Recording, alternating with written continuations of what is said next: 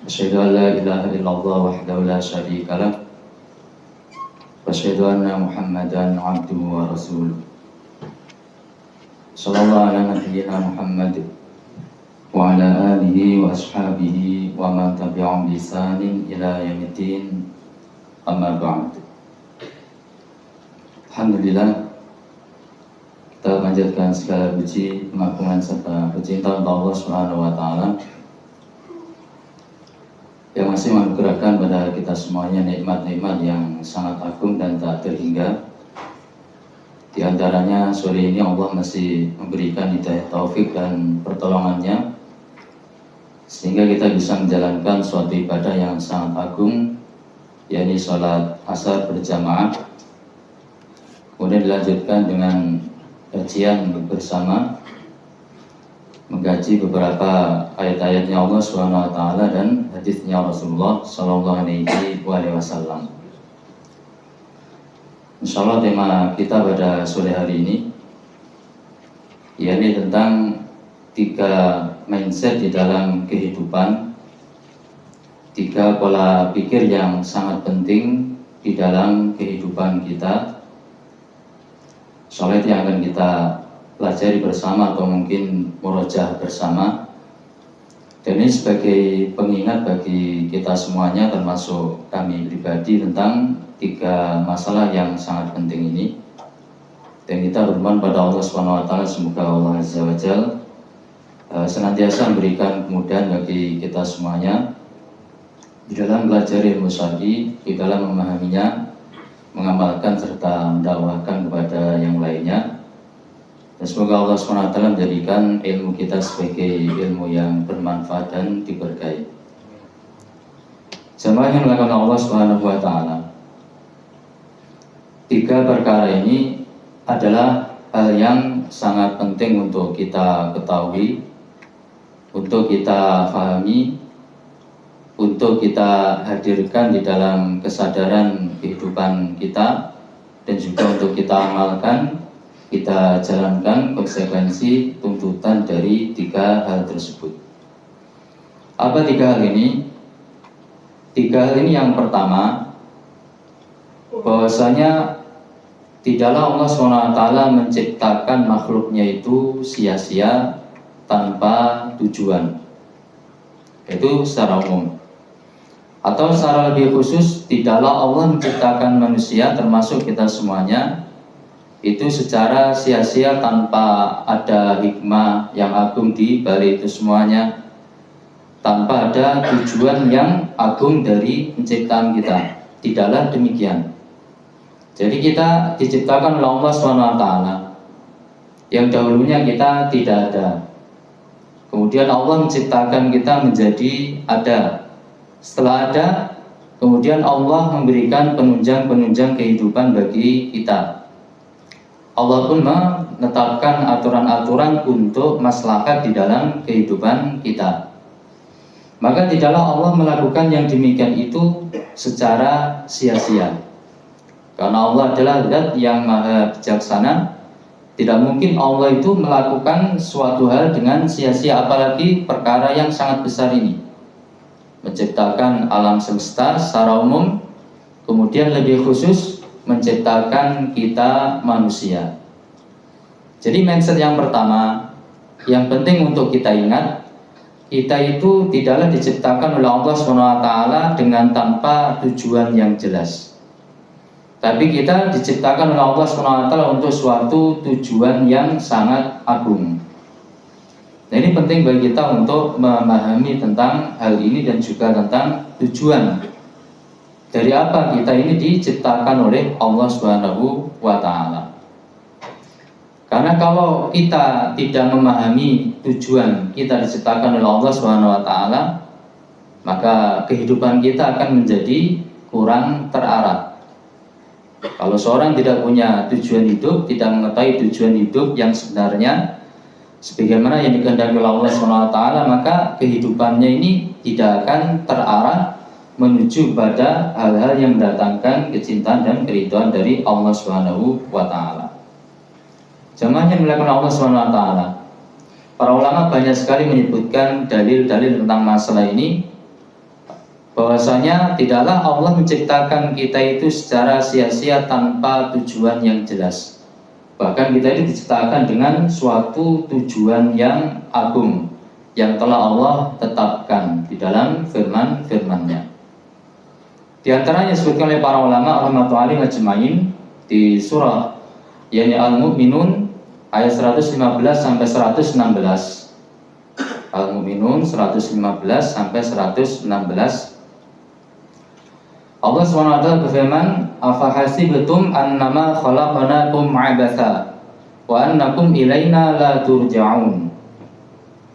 Firman Allah SWT ini Allah ucapkan nanti kepada orang-orang yang tidak beriman, tatkala orang-orang yang tidak beriman itu sudah masuk di dalam neraka. Naudzubillah min dzalik. Jadi ini Allah SWT menceritakan tentang apa yang nanti akan Allah firmankan di hari kiamat kepada orang-orang kafir ketika orang-orang yang tidak beriman itu sudah Allah masukkan di dalam neraka.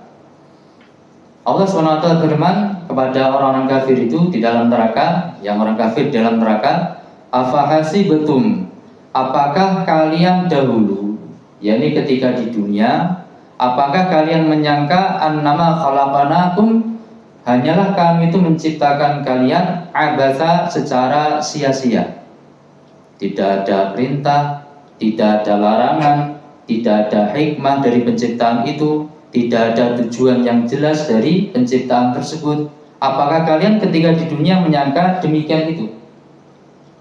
Fata'alnakum ilaina la turja'un, dan apakah kalian menyangka bahwasanya kalian tidak akan dikembalikan kepada kami? Kami siapa? Allah Subhanahu wa taala.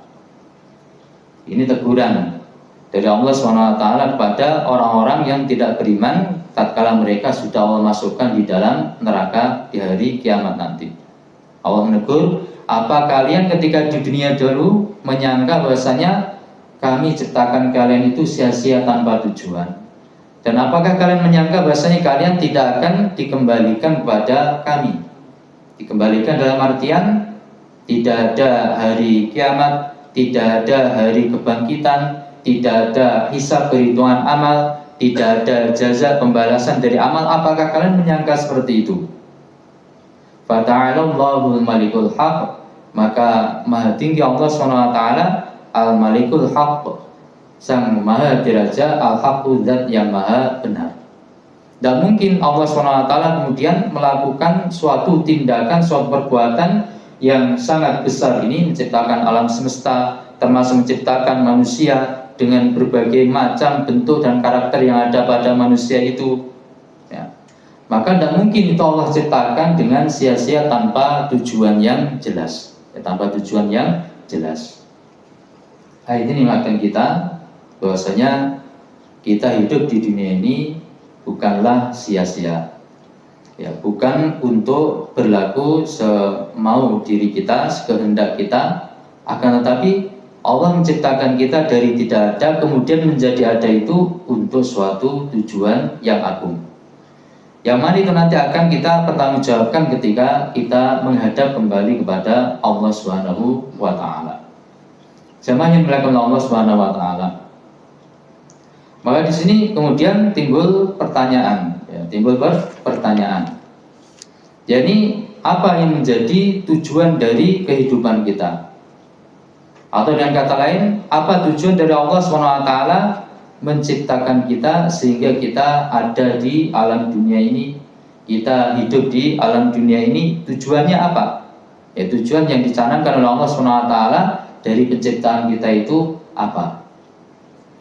Karena dari mengetahui tujuan ini, dan ini penting untuk sering kita mengingat-ingatnya, karena kita manusia itu kan sering lupa. Kita manusia sering lalai, sehingga butuh untuk sesekali atau bahkan sering diingatkan tentang tujuan kita diciptakan oleh Allah Subhanahu wa taala. Kalau kita diingatkan tentang tujuan kita diciptakan oleh Allah Subhanahu wa taala, kita akan teringat kembali, kemudian kita bisa menata kembali jalan hidup kita, kehidupan kita, supaya sesuai kembali dengan tujuan penciptaan kita oleh Allah Subhanahu wa taala. Dan ini semuanya untuk kebaikan diri kita, untuk keselamatan diri kita di dunia maupun di akhirat. Para ulama rahmatullahi majma'in, di antara Syekh Abdul Razak Al-Badr rahimahullah taala, beliau menyebutkan bahwasanya tujuan kita diciptakan oleh Allah SWT itu ada dua hal. Tujuan kita diciptakan oleh Allah SWT itu ada dua hal. Tujuan yang pertama, yaitu ma'rifatullah, mengenal Allah Subhanahu wa taala.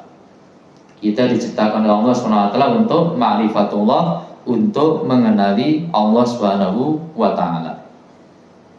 Maksudnya mengenali bagaimana? Yaitu mengenali tentang al-asmaul husna, nama-namanya Allah Subhanahu wa taala yang mencapai puncak kebagusan, dan juga sifatul ulya, sifat-sifatnya Allah Azza wa Jalla yang maha tinggi.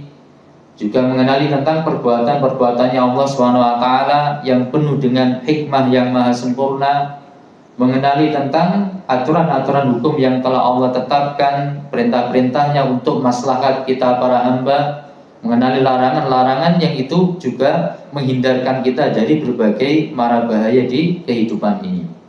Itu bentuk mengenal Allah Subhanahu wa taala. Ini tujuan hidup kita yang pertama, ma'rifatullah, mengenal Allah Subhanahu wa taala. Dalilnya apa? Dalilnya firman Allah Subhanahu wa taala di akhir surah Thalaq, yaitu At-Thalaq ayat 12. Allah Subhanahu wa taala firman, Allahu alladzi khalaqa sab'a samawati wa minal ardi mithlahun yatanazzalul amru bainahun lita'lamu annallaha 'ala kulli syai'in qadir wa annallaha qad ahata bi kulli syai'in 'ilma.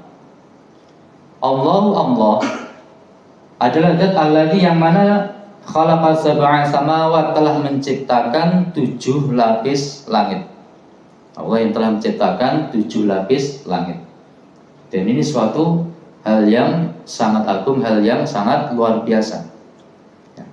Dari bumi ke langit yang pertama perjalanan 500 tahun, sebagaimana sabdanya Nabi SAW. Tebalnya masing-masing langit juga perjalanan 500 tahun. Begitu pula antara langit yang satu dengan lain yang berikutnya juga demikian. Ini makhluk yang sangat besar. Dan itu 7 lapis sebagaimana dalam ayat yang mulia ini. Allah lah yang menciptakan 7 lapis langit. Wa minal ardi mislahun, dan dari bumi juga semisal itu. Bahwasanya Allah ciptakan bumi yang kita tempati ini, bumi ini juga ada 7 lapis sebagaimana langit 7 lapis. Tujuannya apa Allah menciptakan langit dan bumi dan segala isinya itu? Lita'ala yatanazzalul amru bainahun, yang mana senantiasa turunlah perkaranya Allah Subhanahu wa taala di antara makhluk-makhluk tersebut. Jadi yang pertama tentang masalah penciptaan alam semesta, kemudian yang kedua Allah sebutkan tentang pengaturan oleh Allah Subhanahu wa taala. Allah yang mengatur segala sesuatu di alam semesta ini. Baik pengaturan dalam artian ketentuan takdirnya Allah Subhanahu wa taala tentang apa yang terjadi, apa yang tidak terjadi. Kalau yang terjadi bagaimana terjadinya secara terperinci, kapan, kadarnya seperti apa, menimpa kepada siapa, kejadiannya seperti apa sampai sedetil-detilnya, ataupun perkaranya Allah SWT berupa aturan dan larangan, hukum-hukum syariat yang Allah turunkan untuk kemaslahatan kita semuanya. Tujuan dari ini semuanya, lita'lamu annallaha 'ala kulli syai'in qadir, supaya kalian mengetahui bahwasanya Allah itu maha kuasa atas segala sesuatu. Tidak ada suatu apapun yang Allah itu tidak mampu untuk melakukannya kalau dia berkehendak. Allah itu fa'alun lima yurid, maha melakukan apapun yang dia inginkan. Beda dengan kita manusia. Kita manusia kadang-kadang punya keinginan ini, punya harapan itu, ingin mendapatkan pencapaian ini dan itu dan seterusnya, tapi belum tentu kita mampu untuk menggapai, mendapatkan apa yang kita inginkan tersebut. Kalau Allah SWT fa'alun lima yurid, maha mampu melakukan apapun yang Allah inginkan, karena Allah itu maha kuasa atas segala sesuatu. Wa anna Allah qad ahata bi kulli syai'in ilma, dan bahwasanya Allah SWT itu meliputi ilmunya segala sesuatu.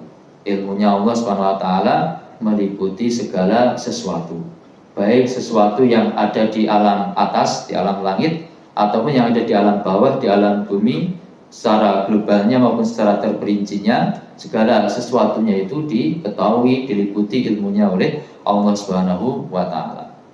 Semakin melakukan Allah Subhanahu wa Ta'ala, ayat ini memberikan gambaran kepada kita bahwasanya Allah menciptakan langit dan bumi dengan segala isinya, termasuk kita semuanya. Tujuannya lita'lamu, supaya kalian mengetahui. Mengetahui apa? Mengetahui tentang Allah Subhanahu wa Ta'ala.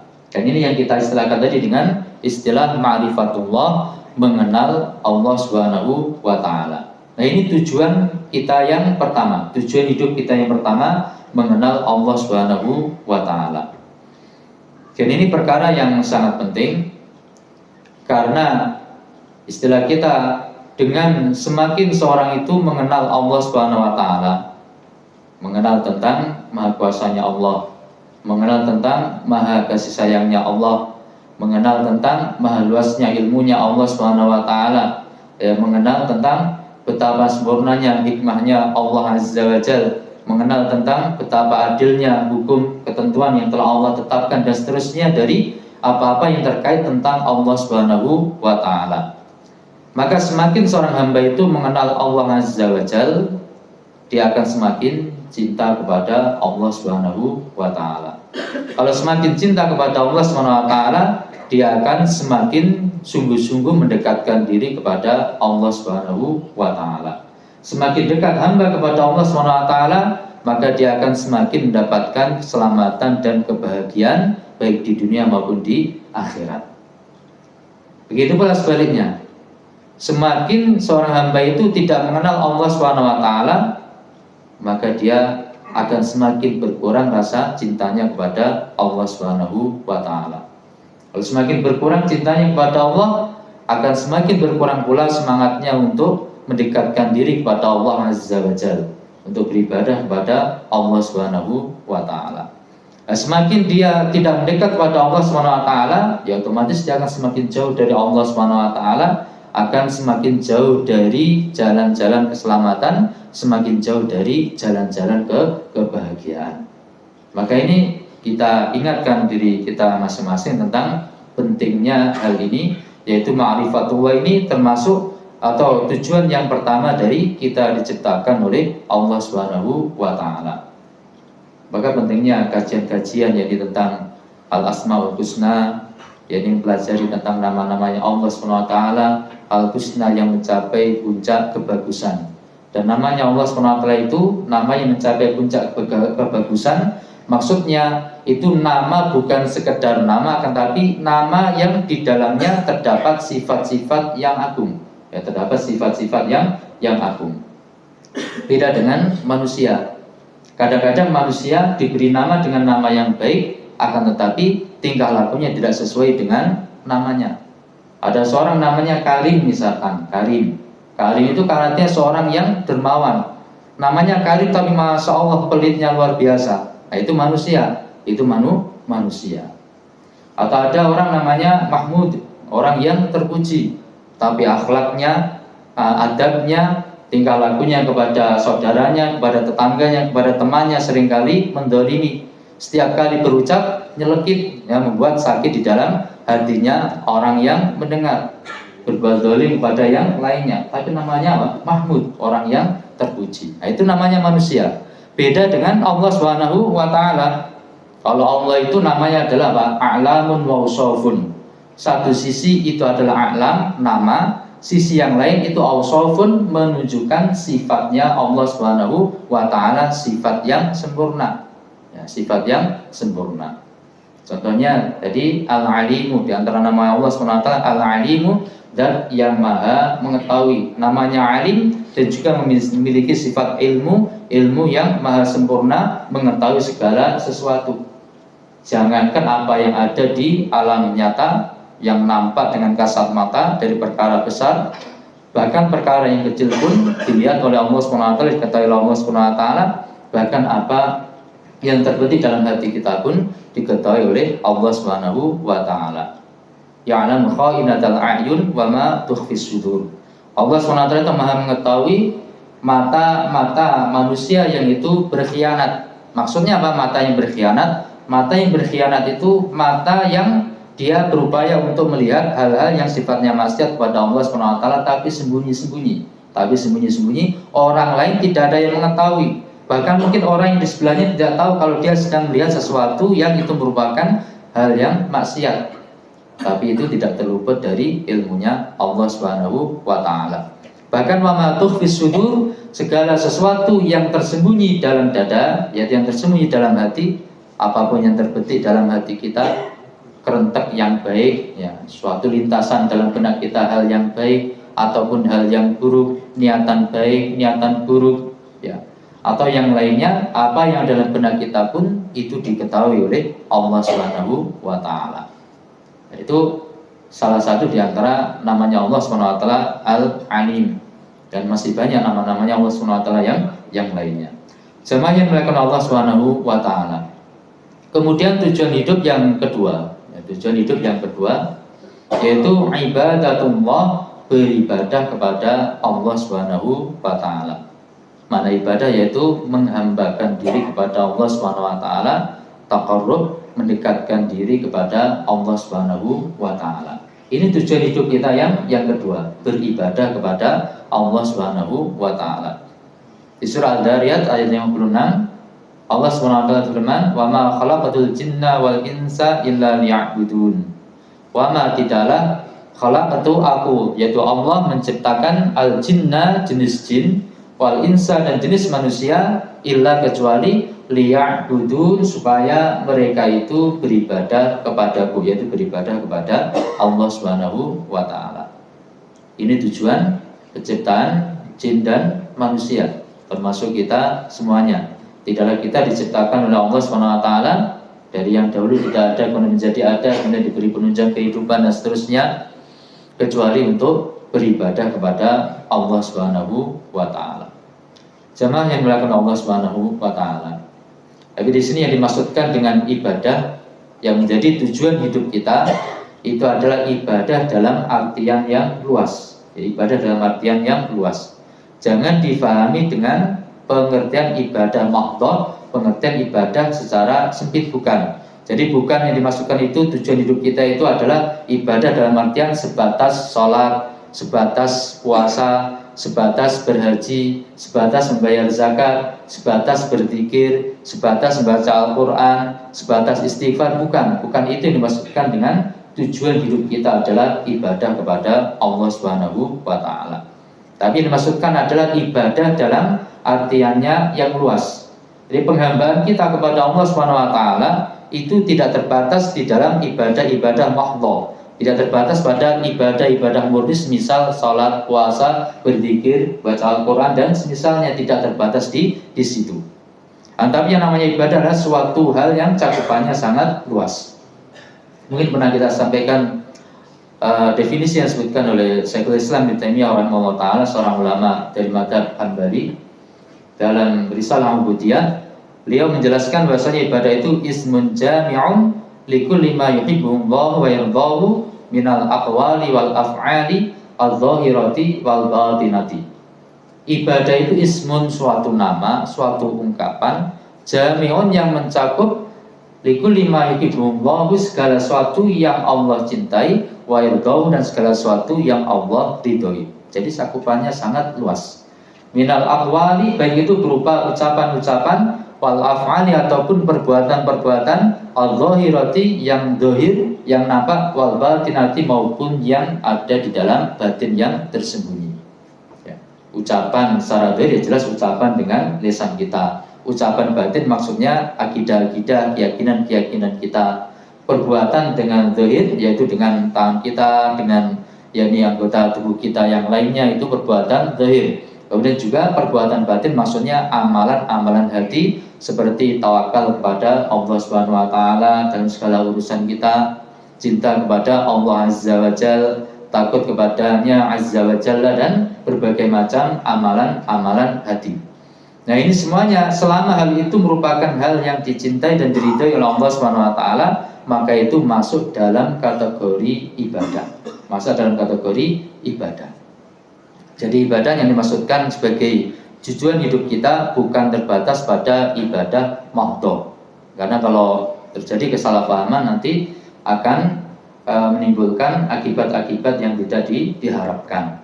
Masa hidup kok cuma untuk sholat, untuk di masjid, kemudian tidak kerja, tidak apa, ya bukan begitu yang dimaksudkan dengan keterangan para ulama bahwasanya tujuan hidup kita adalah beribadah kepada Allah Subhanahu wa taala.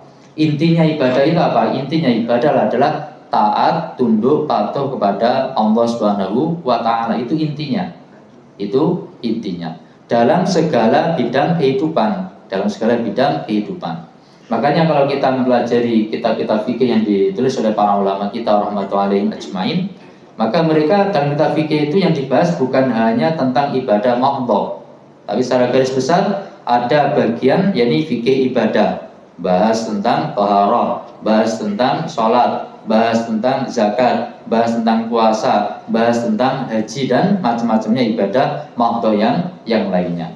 Tapi kemudian di sana ada fikih tentang fikun nikah, fikih tentang pernikahan, mulai tentang apa? Ta'aruf, perkenalan, bagaimana supaya sesuai dengan syariat, kemudian proses akad nikah, bagaimana supaya sah, ya, syarat hukumnya apa saja, kemudian ketika yakni setelah akad nikah, yakni ada kehidupan ya, berumah tangga, bagaimana supaya berumah tangga itu rumah tangga yang bahagia, yang mendatangkan sakinah, mawaddah, warahmah sesuai dengan keridhaannya Allah Subhanahu wa taala. Kemudian kalau terjadi permasalahan bagaimana membuka ataupun menyelesaikan problematika rumah tangga itu sesuai dengan apa yang dicintai dan diridhai oleh Allah Subhanahu wa taala. Kemudian kalau kondisi rumah tangga, bahtera rumah tangga tidak mungkin diselamatkan, harus terjadi yang namanya at-thalaq, perceraian. Bagaimana perceraiannya sesuai dengan ketentuan hukumnya Allah Subhanahu wa taala, dan seterusnya sampai hak pengasuhan dan lain sebagainya dari fikih tentang masalah pernikahan. Di sana juga ada fikih tentang masalah muamalah, hubungan antara kita dengan orang yang lainnya, mulai tentang masalah jual beli, ya, masalah pergadaian, masalah hutang piutang dan lain sebagainya dari masalah-masalah muamalah yang itu intinya bagaimana kita bermuamalah sesuai dengan ketentuannya Allah Subhanahu wa taala sehingga mendapatkan kecintaan dan keridhaan dari Allah Subhanahu wa taala.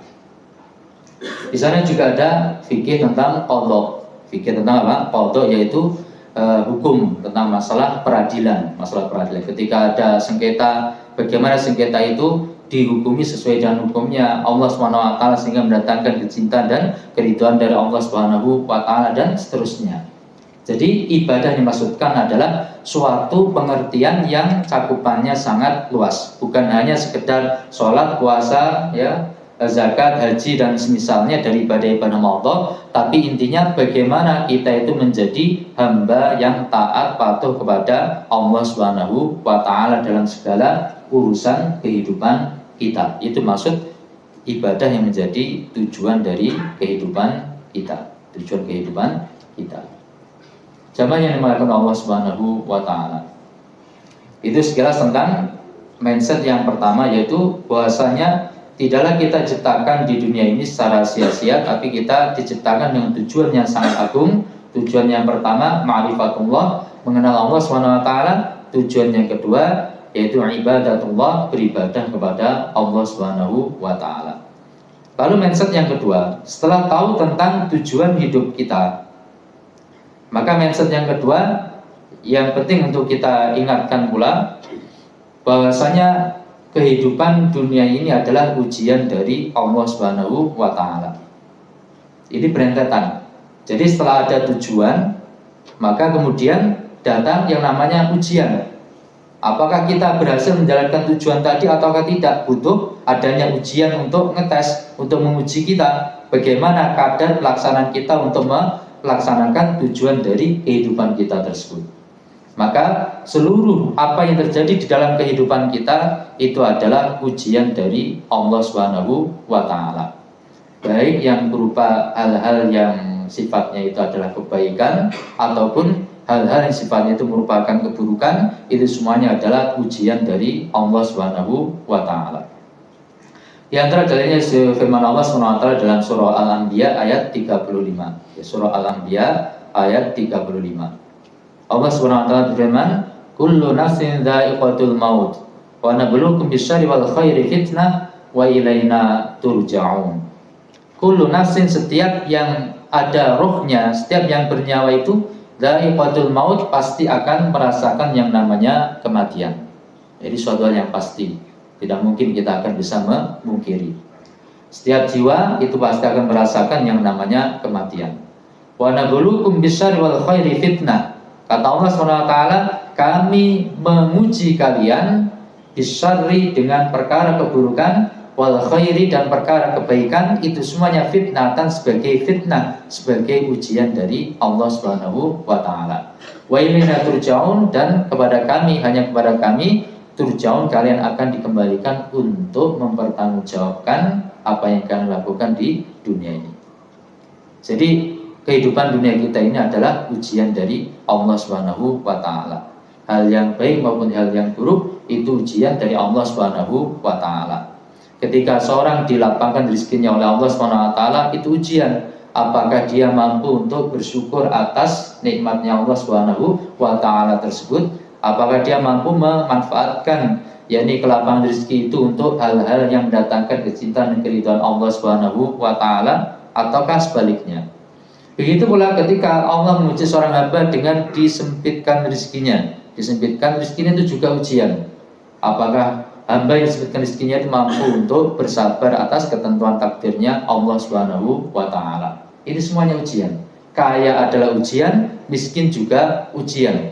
Bahkan sebagian ulama mengatakan ujian berupa kaya itu jauh lebih sulit dan lebih berat dibandingkan ujian kemiskinan. Banyak orang yang berhasil selamat ketika diuji dengan ujian kemiskinan, tapi jarang orang yang selamat ketika diuji dengan ujian kekayaan. Karena kekayaan itu adalah ujian yang sangat berat dari Allah SWT, sangat melalaikan seorang hamba dari tujuan hidupnya. Perkara yang baik atau perkara yang buruk, ujian dari Allah SWT. Sehat juga ujian, apakah bisa dimanfaatkan sebaik-baiknya. Sakit juga ujian, apakah mampu untuk bersabar. Begitu pula perkara ketika terpapar di hadapan kita, yakni kesempatan untuk menjalankan amal soleh, amal ketaatan, itu juga ujian dari Allah SWT. Apakah hati kita tergerak untuk menjalankan amal ketaatan tersebut ataukah tidak? Begitu pula sebaliknya, ketika ada perkara keburukan, perkara-perkara maksiat, di hadapan kita ada paparan perkara-perkara maksiat, itu juga ujian dari Allah Subhanahu wa taala. Ujian dari Allah Subhanahu wa taala. Apakah kita bisa tetap menjaga diri kita dari hal-hal yang merupakan maksiat yang itu bisa mendatangkan kemurkaan dari Allah Subhanahu wa taala ataukah tidak? Semuanya itu adalah ujian dari Allah Subhanahu wa taala. Kaya miskin, sehat sakit, perkara ketaatan, perkara maksiat, kebaikan maupun keburukan, semua yang terjadi dalam setiap detik kehidupan kita itu adalah ujian dari Allah Subhanahu wa taala. Intinya, bagaimana kita menjalani setiap ujian itu sebagaimana aturan yang dikehendaki oleh Allah Subhanahu wa taala. Jemaah yang dimuliakan Allah Subhanahu wa taala. Kemudian mindset yang ketiga. Jadi setelah yang pertama dicanangkan tujuan hidup kita mengenal Allah dan beribadah kepada Allah Subhanahu wa taala. Kemudian untuk ujian ini maka untuk tujuan ini dibutuhkan padanya ujian. Apakah kita mampu menjalankan tujuan tersebut? Kalau mampu menjalankannya, kadarnya seperti apa, dibutuhkan padanya namanya ujian. Nah, setelah ujian ini maka datang yang ketiga. Datang yang ketiga itu apa? Al-jaza, balasan dari Allah Subhanahu wa taala atas apa yang kita lakukan di dunia ini. Bagaimana sikap kita menjalani ujian tersebut, itu nanti pasti ada balasannya dari Allah Subhanahu wa taala. Apapun yang kita lakukan, perkara kebaikan atau perkara keburukan, kita nanti akan mempertanggungjawabkannya di hadapan Allah Subhanahu wa taala. Sebutkan dalam surah Al-Zalzalah ayat 6 dan sampai ke 8. Yauma yasdurun nasu ashtatan liyurau a'malahum. Pada hari itu, hari apa? Hari kiamat, hari kebangkitan. Maka Yasdurun nasu, manusia itu akan muncul, manusia itu akan dibangkitkan kembali oleh Allah SWT ashtata, secara berkelompok. Tujuannya apa? Liyurau a'malahum, untuk diperlihatkan kepada mereka amal-amal perbuatan yang mereka lakukan ketika di dunia ini.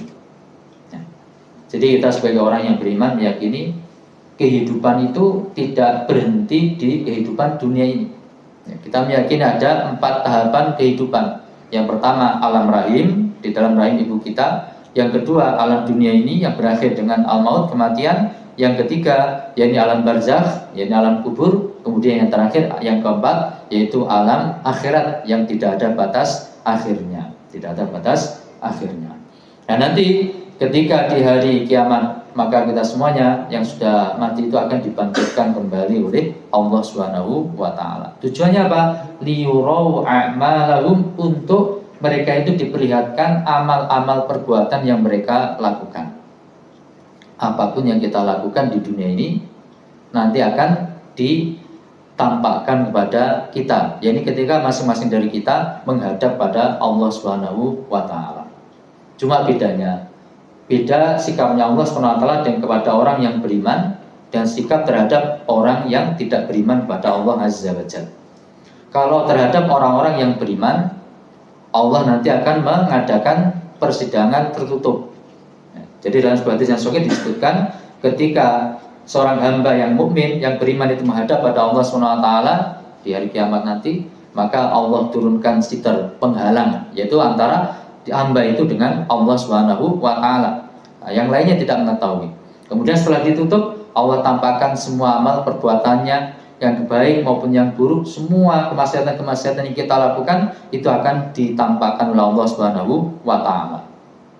Tidak mungkin diingkari, tidak mungkin diingkari. Nah, beda dengan kalau orang-orang tidak beriman. Kalau orang-orang tidak beriman, Allah mengadakan persidangan terbuka. Tidak ada hijabnya, tidak ada penghalangnya. Langsung di depan seluruh makhluk disidang oleh Allah Subhanahu wa taala. Kita kalau untuk orang yang tidak beriman kepada Allah Azza wa Jalla. Intinya masing-masing dari kita nanti sendiri-sendiri pasti akan menghadap pada Allah Subhanahu wa taala untuk diperlihatkan amal perbuatan kita. Diperlihatkan bukan hanya diperlihatkan kemudian selesai, tapi apa? Al-hisab, untuk dihisab, untuk diperhitungkan dari amal perbuatan kita tadi. Kemudian dari namanya mizan, timbangan amal kebaikan ditimbang dengan amal keburukan, mana yang lebih berat dari kebaikan dan keburukan tersebut. Itu semuanya akan Nah, setelah ditimbang maka kemudian tinggal al-jaza, yaitu adanya balasan dari Allah Subhanahu wa taala. Wa may ya'mal mithqala dzarratin khairan yarah wa may ya'mal mithqala dzarratin syarran yarah. Semuanya akan dilihat. Siapapun yang melakukan perbuatan kebaikan sekecil apapun, dia akan melihatnya dan akan melihat balasan dari Allah Subhanahu wa taala untuk kebaikan tersebut. Sekecil apapun kebaikan akan ada balasannya dari Allah Subhanahu wa taala. Diperlihatkan dan dibalas seadil-adilnya oleh Allah Subhanahu wa taala.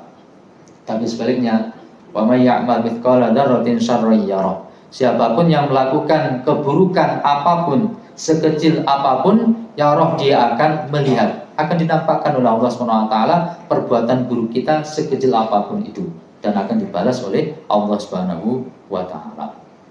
Nah, maka inilah 3 mindset dalam kehidupan kita yang penting untuk kita ingat-ingat dan kita hadirkan dalam kesadaran kehidupan kita. Yang pertama, tujuan hidup kita, ya. Allah menciptakan kita itu bukan secara sia-sia, tapi ada tujuan yang agung, yaitu tujuan yang pertama mengenal Allah Subhanahu wa taala, ma'rifatullah. Tujuan yang kedua, ibadatullah, beribadah kepada Allah Subhanahu wa taala dengan artian yang luas, yaitu tunduk patuh kepada Allah supaya menjalankan hal-hal yang bisa mendatangkan kecintaan dan keridhaan dari Allah Subhanahu wa taala. Nah, setelah tahu tujuan, maka datang yang namanya ujian. Baik yang merupakan kebaikan atau keburukan, semuanya ujian dari Allah Subhanahu wa taala, apakah kita bisa menjalankan tujuan dari kehidupan kita tadi. Setelah itu, maka kemudian datang yang ketiga, yaitu al-jaza, balasan dari apa yang telah kita lakukan tersebut. Kalau kita melakukan kebaikan, insya Allah mendapatkan balasan yang baik dari Allah Subhanahu wa taala. Kalau kita melakukan keburukan, dikhawatirkan akan mendapatkan balasan keburukan dari Allah Subhanahu wa taala, itu hukuman dan siksa dari Allah Azza wa Jalla. Naudzubillah min dzalik. Tapi perkara-perkara keburukan itu juga ada perincian-perinciannya dari para ulama rahmatullahi alaihim ajmain. Di antaranya seperti firman Allah Subhanahu wa taala, "Innallaha la yaghfiru ayyushraka bihi wa yaghfiru ma duna dzalika liman yasha." Innallaha la yaghfiru ayyushraka bihi. Sesungguhnya Allah itu tidak akan mengampuni dosa syirik. Kalau dosa syirik tidak akan diampuni oleh Allah Subhanahu wa taala kecuali kalau bertobat. Kalau tobat dan nasuha, dosa sebesar apapun pasti diampuni oleh Allah Subhanahu wa taala. Innallaha yaghfiru dzunuba jami'a. Sesungguhnya Allah itu mengampuni seluruh dosa-dosa apapun sebesar apapun. Kalau hamba itu mau bertobat dengan tobat dan nasuha, pasti akan diampuni oleh Allah Subhanahu wa taala. Tapi kalau tidak bertobat, maka jika masuk kategori dosa syirik, itu tidak akan diampuni oleh Allah Subhanahu wa taala. Kemudian wa yaghfiru ma duna dzalika liman yasha. Dan Allah akan mengampuni dosa yang levelnya di bawah dosa syirik. Semisal dosa-dosa besar yang lainnya, maka itu masih mungkin untuk diampuni oleh Allah Subhanahu wa taala, tapi liman yasha'u, bagi siapapun yang Allah kehendaki.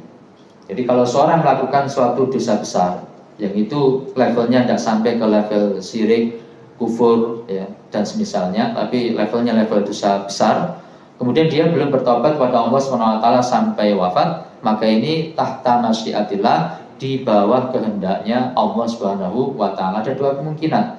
Kemungkinan yang pertama bisa jadi Allah akan tetap mengampuninya, yaitu dengan keutamaan dan kebaikan dari Allah Subhanahu wa taala. Tapi tidak menutup kemungkinan yang kedua, Allah tidak mengampuninya dan tetap menghukumnya supaya dia bersih dari dosa-dosa tersebut dengan keadilan dari Allah Subhanahu wa taala. Tapi mungkin sampai di sini, mudah-mudahan yang sedikit ini bisa kita jadikan sebagai renungan, dan ini penting untuk seringkali kita mengingatkan diri kita masing-masing tentang tujuan hidup, tentang bahwasanya kita di dunia ini adalah diuji oleh Allah Subhanahu wa taala, ujian yang tidak sebagaimana ujian di sekolah-sekolah, tapi ujian berlangsung sepanjang hidup, dan bahwasanya apapun yang kita lakukan di dunia yang itu adalah alam untuk menguji kita, itu nanti akan ada balasannya dari Allah Subhanahu wa taala. Baik, mungkin sampai di sini, mudah-mudahan apa yang kita merojah bisa dipahami dan bermanfaat bagi hati kita, dunia kita dan akhirat kita.